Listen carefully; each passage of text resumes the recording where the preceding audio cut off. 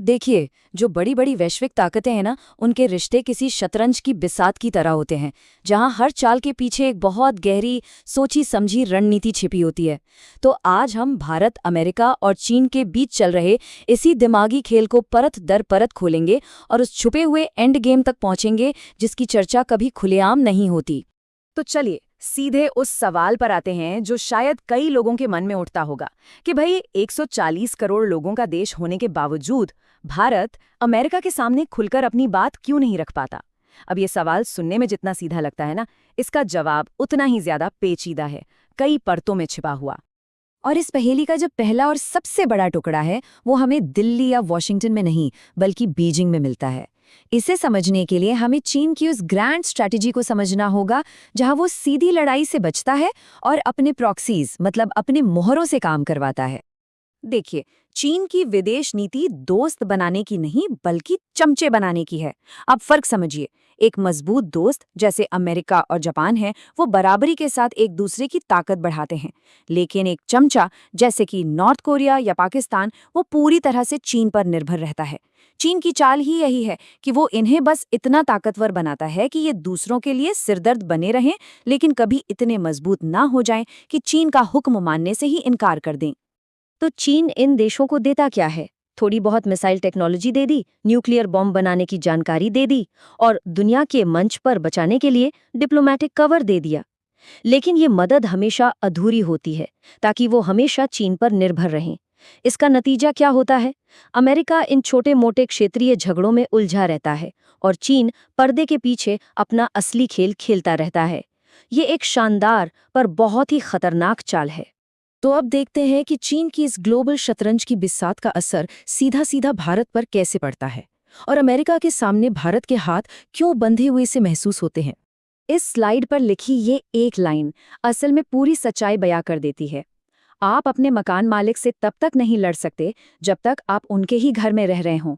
भारत और अमेरिका के रिश्ते में ताकत का समीकरण कुछ कुछ ऐसा ही है। हमारी कुछ मजबूरियां हैं, कुछ निर्भरताएं हैं जो हमें कई बार चुप रहने पर मजबूर कर देती हैं। चलिए इसको एक छोटे से उदाहरण से समझते हैं। मान लीजिए भारत अमेरिकी सामान पर बहुत भारी टैक्स लगा देता है, तो अमेरिका इसका जवाब कैसे देगा?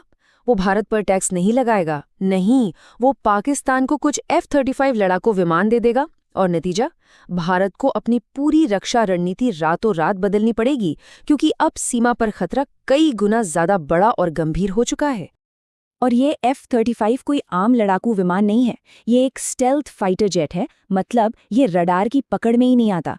बस एक पल के लिए सोचिए, एक दुश्मन का विमान आपके आसमान में उड़ रहा है और आपके सबसे एडवांस्ड रडार सिस्टम को उसकी भनक तक नहीं है। ये एक ऐसा खतरा है जो किसी भी देश के डिफेंस को एक झटके में बेअसर कर सकता है। और निर्भरता सिर्फ सेना तक ही नहीं है।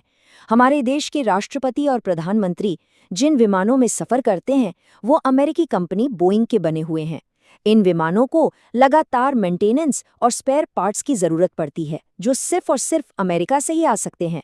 अब अगर रिश्ते बिगड़े तो अमेरिका बस इन पार्ट्स की सप्लाई रोक सकता है। नतीजा, देश का शीर्ष नेतृत्व जमीन पर आ जाएगा। तो अब आप ही बताइए, मकान मालिक से कोई कैसे लड़ेगा? लेकिन रुकिए, ये मिसाइलें, ये विमान, ये सब तो सिर्फ आज की कहानी है।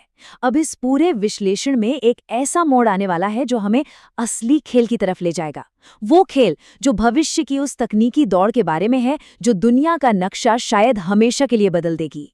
इस बात को बहुत ध्यान से समझिएगा। दुनिया के लिए असली खतरा कोई मिसाइल या बम नहीं है।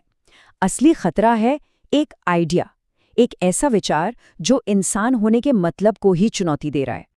चीन में एक ऐसी तकनीक पर काम चल रहा है जो किसी साइंस फिक्शन फिल्म का हिस्सा लगती है। आर्टिफिशियल गर्भ, यानी एक ऐसी मशीन, एक ऐसा रोबोट जो इंसान के शरीर के बाहर एक बच्चे को पैदा कर सकता है। मतलब जीवन बनाने की प्रक्रिया को प्रकृति के हाथों से छीना जा रहा है।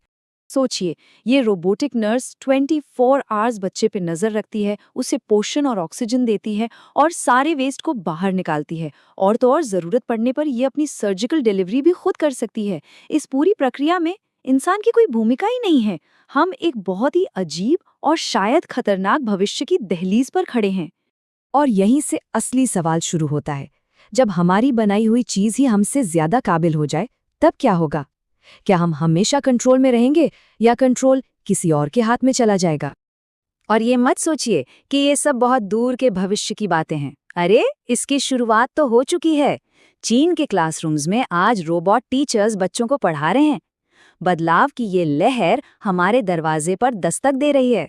तो सवाल ये उठता है, उस दिन क्या होगा जब बनाने वाला अपनी ही बनाई हुई चीज से पीछे रह जाएगा? क्या होगा अगर वो हमारी सुनना बंद कर दें? तब असली कंट्रोल किसके हाथ में होगा, हमारे या उनके? और शायद उस दिन जब हम उन्हें बंद करने की कमांड देंगे तो स्क्रीन पर सिर्फ एक मैसेज आएगा, पासवर्ड मैच नहीं हुआ। इसी ख्याल के साथ आपको छोड़ जाता हूं, सोचिएगा जरूर।